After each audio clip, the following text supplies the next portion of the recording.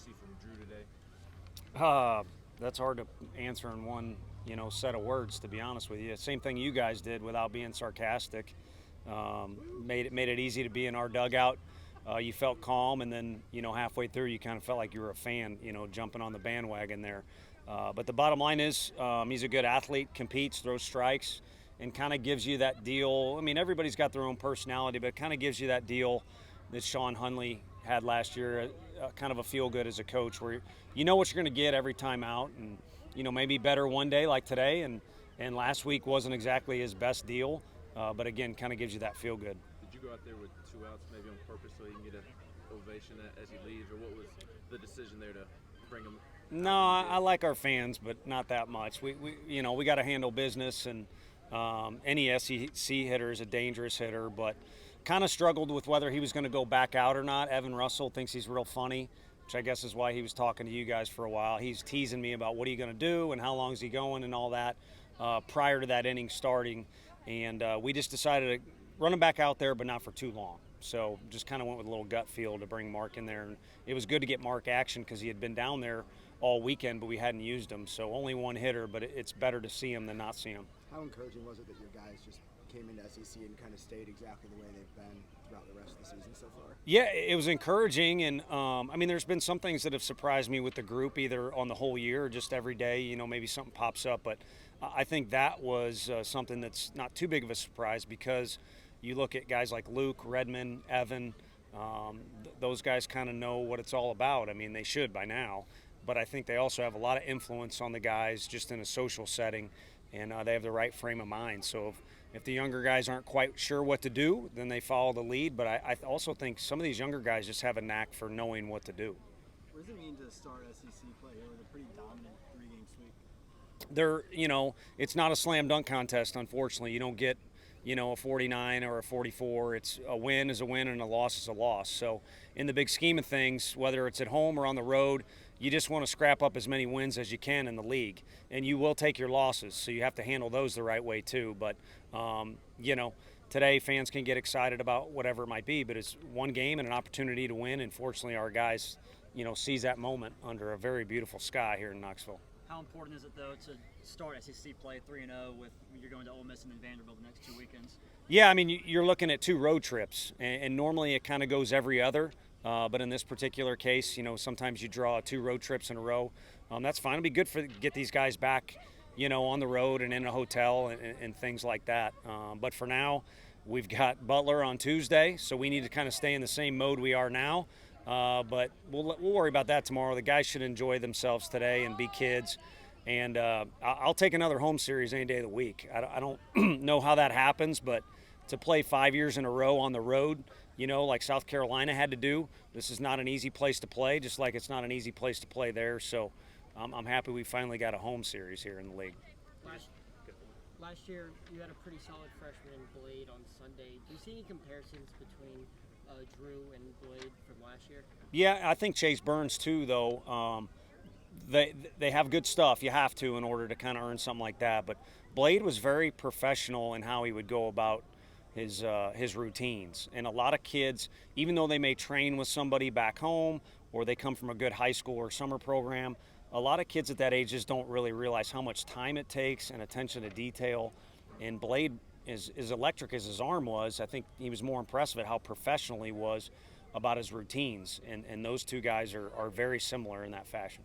You describe Burns as a guy who doesn't really act like a freshman. Would you say the same thing about Beam? Yeah, I mean, again, they have different personalities. Burns is very upset with his in-game interview he had to do today, which is probably, again, him just being a goofball. So when he don't have the ball in his hand, he's much younger than a freshman. He's fun to be around that way. And Drew is a guy that's probably a little bit more serious at times. But again, 2 totally different personalities. On game day, they like to compete. And they also, going back to my other question, comparing them to Blade, they want to be great. And every kid should want to be like that. But if you hang around practice here or at any other school, I don't care how good of a program it is, not every kid wants to be great and thinks they can be great. That's a valuable asset. With Christian Moore, just what is he doing so well right now? And have you ever had a freshman that hit 7 home runs in 31, his first 31 at-bats? No, probably not. But I mean, for him today in particular, he stayed to the ball so well, and he's so strong. He didn't even really get that thing very good, but he is so strong. So he's got a skill set. He's improved his skill set through hard work. And then, we keep talking about freshmen. The one thing you can get is a lot of fluctuation with a guy's mindset. And even with him, there's been fluctuation since August in his personality or his emotions, how he shows up to compete each day. But when he's in the batter's box and he's under control and he's very determined, it's fun to watch. I mean, you get a vibe. I'm pretty dang close to where the home plate area is, and you get a good vibe when he's in that mode. Booker was one of your top bats off the bench last year. Kind of where is he at in the pecking order? I haven't seen him much this year. So against Baylor, he came in and pinch hit in an important situation and took one off the thumb. So that thumb has been injured since.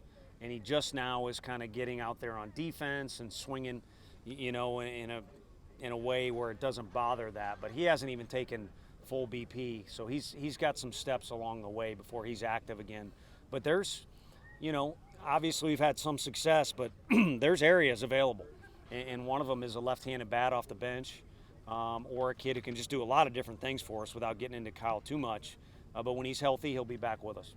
Drew Gilbert coming up big on Friday and today. What did you see from Drew coming off his injury, and were you holding your breath when he was on base heading this weekend? No, not really. I think I might have said it to someone yesterday. He was as patient as you can imagine, Drew being patient.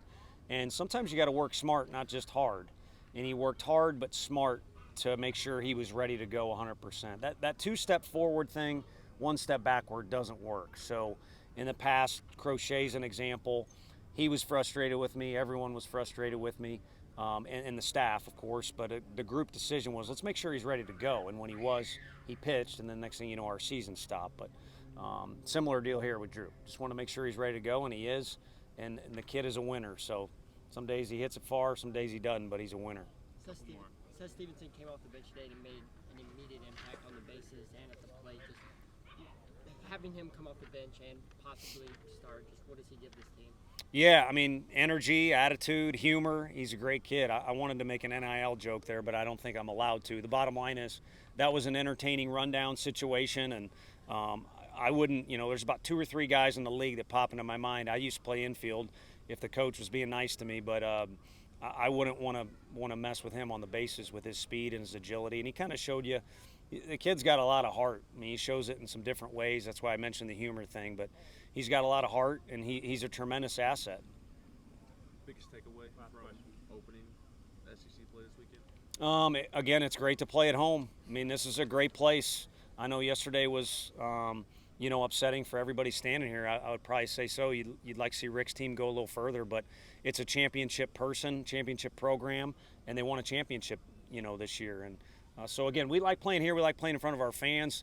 The weather's always like this if you're a recruit listening, but more than anything, it's a great state, and this is a phenomenal college town, right in the middle of a great city.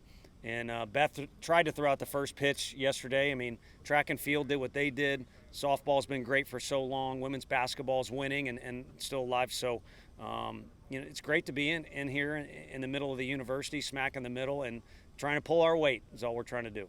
Thanks, Coach. Thanks, Tony.